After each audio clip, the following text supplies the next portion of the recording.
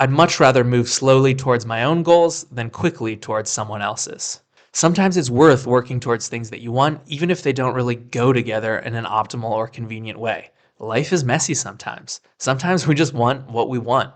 And it's better to embrace that, to work towards it, to see if you can find a way to make it work, than to work smarter and make faster gains towards goals that you don't actually give a shit about in the first place. What's up, ladies and gentlemen? How you doing today? I hope you're stoked to be here because I'm sure stoked to be here with you. Today we're going to talk about why I'm doing long 30-kilometer trail runs at the same time as I'm trying to gain 10 kilograms to be at my highest body weight ever. This may sound like a contradiction, and in some sense it certainly is, but we'll dig deep into why I believe that at the end of the day, you should just pursue the goals that seem meaningful to you personally, no matter what other people say. So a few weeks ago, I was in Tasmania with my significant other, and we were doing some exploring. We went hiking, backpacking, snorkeling, and scuba diving, and it was a fantastic trip. One of the things we wanted to do while we were there was the Freycinet Peninsula circuit, which is like a 29-kilometer trail that cuts across many of the highlights of the Freycinet Peninsula, crossing beaches, headlands, and the summit of Mount Graham. So the most popular way to do this is a 3-day, 2-night backpacking trip, but we didn't have enough time left on our trip in order to do that, so we reckoned we could just do it in one pretty big day as long as we moved quickly. So we got to chatting and we wondered how long it would actually realistically take us, just in order to know how much food, water, and daylight we need to plan for. So we went online to check the fastest known time, or the FKT. And the male FKT was like 2.5 hours, which is freakishly fast. But the FKT for a mixed time of this route was only 5 hours and 24 minutes, which honestly seemed, well, not that fast. So we wondered if we really pushed it, we might be able to get close to that. However, we also really wanted to do the Freycinet mountain extension, which adds about 2 kilometers and a super technical ascent and descent. So we were pretty stoked about the idea of establishing a new variation of the route and putting up our own FKT. So today I'm going to show you some footage from that lovely but super challenging experience and talk through a topic that I've been thinking about a lot lately, which is that of holding simultaneous, almost contradictory goals. One of the most common questions or criticisms I get on this channel is basically that some of the methods that I use for my training aren't quote unquote the best way or the optimal way, or that I could get better results from doing something differently. Why use high intensity training when you could train higher volume with higher frequency and make faster gains? Or why bother bodybuilding at all if you just want to build strength? And I think the general vibe of these questions reveals a much deeper, more interesting topic. When folks make value judgments about a given practice, a given training style, an exercise, or really any training topic, they express that value judgment through their own unique perspective. They impart their own values, and they tend to evaluate the efficacy or the suitability of those types of training in relation to their own personal goals, whether those goals are implicit or explicit. And the reality is that each aspect of a training style or a training plan is just a tool with its own unique pros and cons, which can be applied to a variety of different uses to work towards various different goals. So there's no best and there's no worst. There are just tools that are better or worse suited to different specific scenarios. Now this might sound a bit philosophical, so I'll first talk about some concrete examples of different bits of training that I'm currently doing. Mount Freycinet, I think, and Mount Graham behind it. And here I'm specifically cherry picking examples that seem a bit at odds with one another, and perhaps a bit contradictory at first glance. But I'll dig into these and explain why I believe what I'm doing makes perfect sense in the context of my own unique personal goals. So first of all, I'm training distance running. Like in this example where I did my longest run to date of about 31 kilometers with 1,300 meters of elevation gain. So this involves a large energy output on a weekly basis to rack up some distance and a very large amount of calories burned. At the same time, I'm on a journey to gain 10 kilograms or 22 pounds this year, trying to hit my highest lifetime body weight ever at around 91 kilos or 200 pounds. I've already gained 7 kilos in the last 10 months, all while ramping up my mileage in running.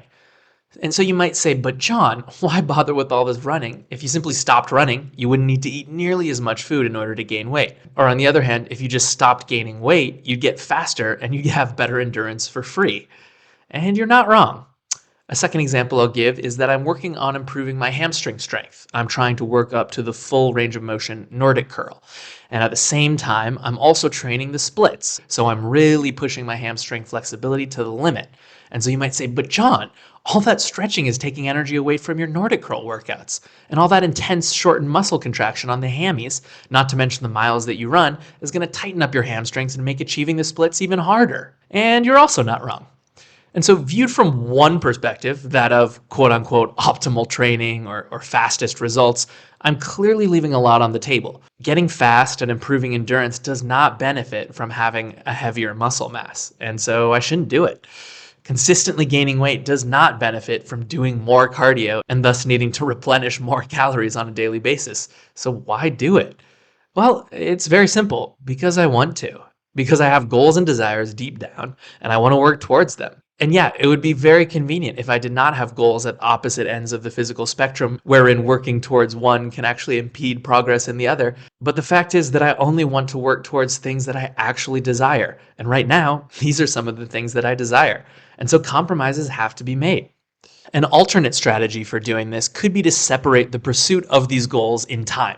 So for example, I could first work on my hamstring strength, building up to the Nordic curl, and then afterwards put that on maintenance while I train the splits. And this could work, and it might even work more efficiently than what I'm currently doing of training both in parallel. But the reality with long-term goals is that they will take a long time. So it could be years before I'm repping full body weight Nordic curls. And one thing which is very important to me is enjoying my fitness journey along the way. Making progress towards two of my goals simultaneously feels great, even if that progress is slower than the total progress I could make by narrowing my focus to less goals.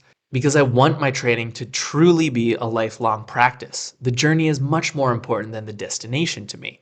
So working on deeply motivating endeavors and enjoying that process is more important than completing the process as fast as possible. I'm not looking for the shortest path between me and my goals. I'm looking for the path that I will enjoy the most along the way. Many folks in the comments wonder why I bother with high intensity training when there are other muscle growth strategies that are more popular and which produce very good results. Well, it's because I actually like training that way. I love how intense it is. I love how easily I see progress in my rep maxes, and I love how potent the stimulus is. I can train in just a few hours a week and consistently improve over years. It leaves my body feeling energized for other sports and the rest of my life, which is more important anyways. So I like the actual experience, and the gains are nice too, and so for me it just makes sense. If I hypothetically could double the speed of my muscular progress by doubling the time I spent working out each week, I don't think I'd do it. Because I like the journey and I like how it fits into my overall life. I wouldn't want it to be the only thing I was doing. I wouldn't want to pay that price. And for me personally, I do find some unique value in pursuing somewhat contradictory goals, or at least goals where there's no training overlap. The first is simple variety. While a very deep, narrow focus can definitely lead to faster results, the reality is that you get less variety in your training and less variety in the experiences you have along the way.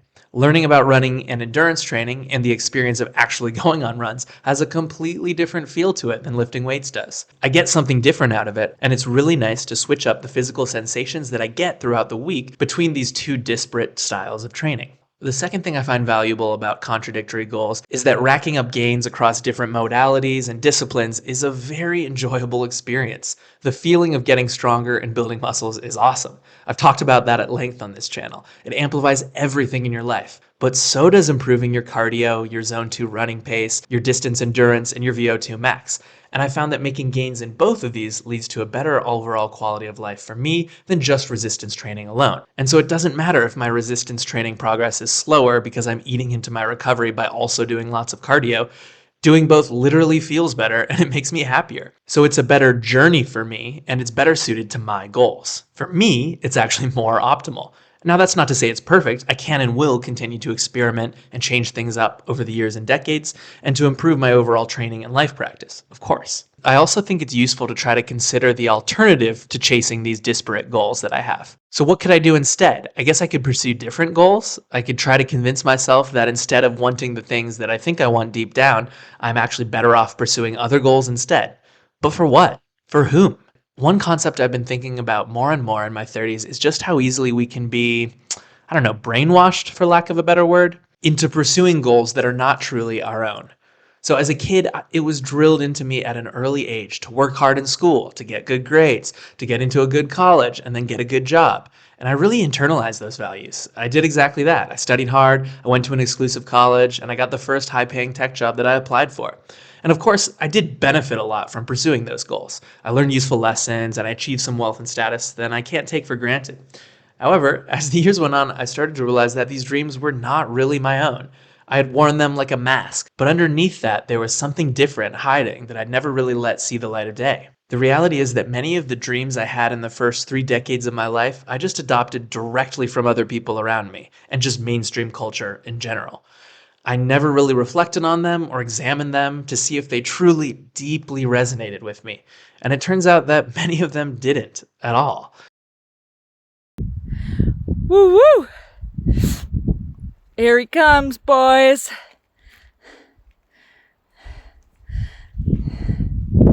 Yes, mate.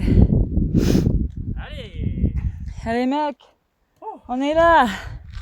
honey, you got any of those dews left? Woo. 'Cause I'm thirsty as hell. He's thirsty as hell. Better have a little drink.